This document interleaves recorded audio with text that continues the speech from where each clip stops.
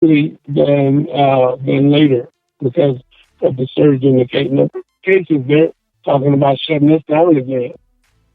So it's become, even this is sort of what I predicted way back, that it was going to get a lot worse than before it got better, and now that seems to be realized, and that this thing is surging all over the country. You know, so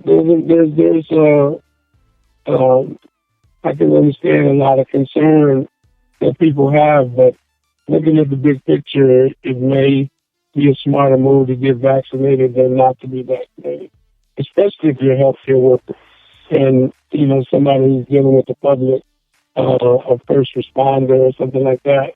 It may make sense to get vaccinated, and hopefully the side effects won't be too bad. Good. Shannon, they got you. You're muted. I have a question. I'm sorry. California is not shut down yet, or are they just thinking about shutting California down? Mike, you might have to ask me. She was saying that California is shut down, or they're thinking about shutting down. Well, we have a curfew now. 10 o'clock p.m. is a curfew, especially in Los Angeles, and they're talking about even shutting it down even further.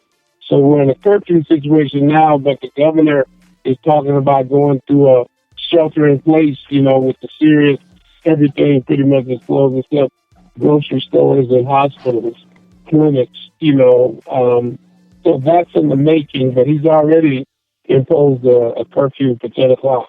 Everything has to be closed at 10 o'clock. Mm. Wow.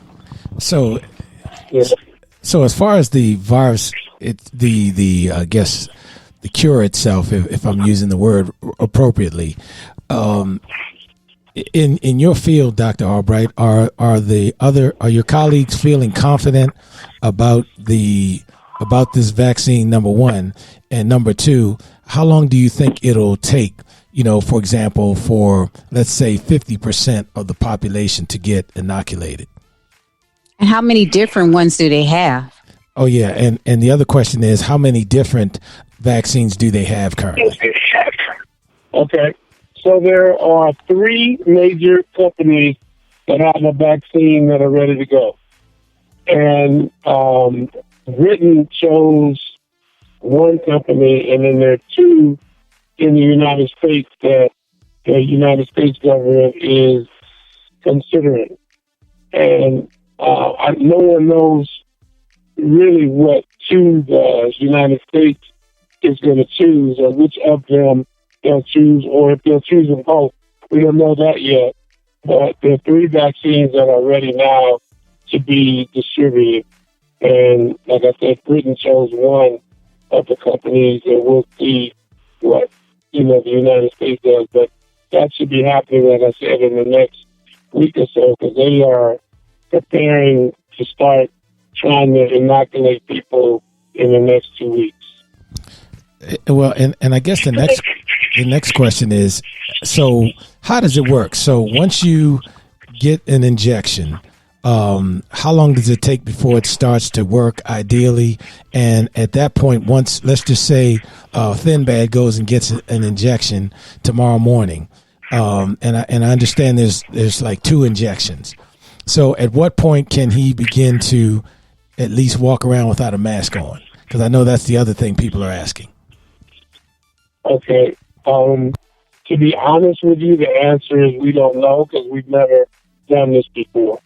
What happens is once you get inoculated, your body will start building antibodies to this virus. Can you hear me? Yes, we can hear you fine. I said, once you get inoculated with the vaccine, your body starts building antibodies against the virus. Because what a vaccine is like inactive virus that they put inside you that's not alive or that cannot hurt you. And your body recognizes that and builds up antibodies to that so that you won't be affected by the real virus when you get it in your system. Now, we don't know exactly how long it takes to build up enough antibodies to combat the virus, because we've never studied this before in this kind of situation. Sure. So no one knows exactly, but I would say probably, a week to a month, you should be at full strength. But being honest, nobody knows that answer. And then, is it, like you said, is it 50% of the antibodies that you will eventually produce? Is that enough to protect you? Or does it need to be 70% or 80%? Or does it need to be 25%? That's the question that we don't know, because you'd have to infect people with the real virus to see how long it, at different stages, like the Germans were doing. That's how the Germans did test with the Jews. They would stick you with the live virus, and then give you the vaccine and stick with the live. See how many people died. See how many people died before they started surviving. But we can't do that in modern civilization. So we're going to have to inoculate people, and then they'll study it to see, how many people are still getting sick, how many people are, responding to their antibodies at quicker rates. Or that's why they're giving you that second shot to boost their, effects of the first shot. But we don't know how long it's going to take. But giving you that second injection will certainly add more virus. So we're hoping that the antibody response will be, catapulted forward to get you up to a level that's protective as soon as possible. But no one knows exactly what that timetable is right now. So, like the flu, we're going to get, will we get sick? Like when we get the flu shot, do we get sick with the potential. Yeah. Is there potential that folks will get sick? Oh, absolutely. Absolutely. Because some people will be allergic, but it's no different than any vaccine. Some people get vaccinated and they get the worst flu they've had in years. And then some people aren't affected at all. So there's certainly going to be some people who are allergic or who react to the virus, to the vaccine with some sort of illness. That is absolutely going to happen. Wow. So we know that's going to happen. We just hoping it does. If it happens the way it happens in usual vaccinations, it'll be a small number, and people will survive it. It usually is not a really, really bad case. Some people get a big reaction, but most don't. So we're hoping that it'll be the usual reaction to a vaccine that people get, and most people, may have a little sniffles or something like that, but it won't be full-grown, a full-grown allergic reaction. So is there a possibility that because of the lethality of the virus, that someone could get an injection and pass away from receiving the injection? That was another question that came up. Wow. Absolutely. That happens every year. People die from the flu vaccine every year. Every year. They're usually elderly people, but generally every single year people die from the flu vaccine. And I wouldn't expect this to be any different. So I would say, now the good thing is that it's a small number relative to the amount of people that get the flu vaccine. But I would say that when they start getting vaccinated and they give you the dangers of the vaccine, one of them will be that you could die if you get vaccinated. Because they have to see that, because it happens every year with the flu vaccine. Like I said, the good grace is that it's a very small number of people, but it does happen every year. Wow. So I do have another question. Absolutely. What she said? She has some more questions. If you could see some of these faces, I think Shannon, stop running. We had to go grab. We had to go grab Shannon, Dr. Albright. She tried to run. Yeah, the medical professionals are like one of the first to get the vaccination. Will you take the vaccination? Did you hear that question, Doc? No, I didn't. She said that the medical profession will be one of the first, and emergency personnel will be some of the first to get the vaccination. Do you plan to be one in that group of the first people to receive it? Yeah, what I was saying at the onset of my talk is that initially I was not going to take it for 6 months to a year after it was out. But now my situation has changed quite a bit. Now I'm working in a federally funded government clinic in the heart of Watts, California. So I'm leaving my suburban white practice for 30 years, going right back into the heart of the ghetto, where I know that we have a huge testing area for COVID and AIDS, and everything is in full effect. So I'm thinking that if they came through with a vaccine in the near future, that I might be in line now, which is a big difference from the way I felt several months ago.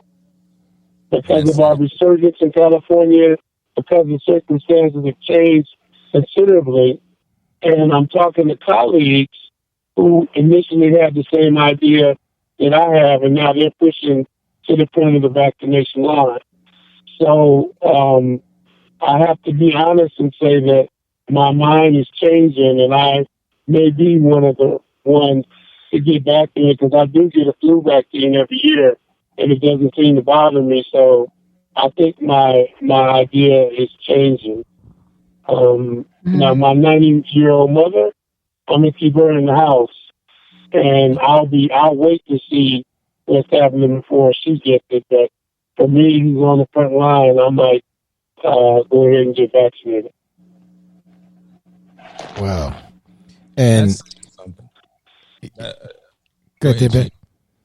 Yeah, that's saying something, because that's the problem. To say that you change your mind, that's good, because there are a lot of folks out there, a lot of black folks in particular, like, I don't care what they say. I don't care if they get it flavored like Kool-Aid. I'm not taking a vaccine for nobody. I mean, I'm looking at that. Some of the comments of folks like, "Are you going to take the vaccine?" which was leading question. They were like, "No." But I mean, that's the big part of the issue. And again, as I was saying in the beginning, the fears aren't that people have about vaccines and medicine and black folks are not baseless. But I think as time has progressed, things have changed, kind of like what Doc was saying, that his mind has changed being in it and being part of it. Back in the day, there weren't a lot of us in the decision-making world.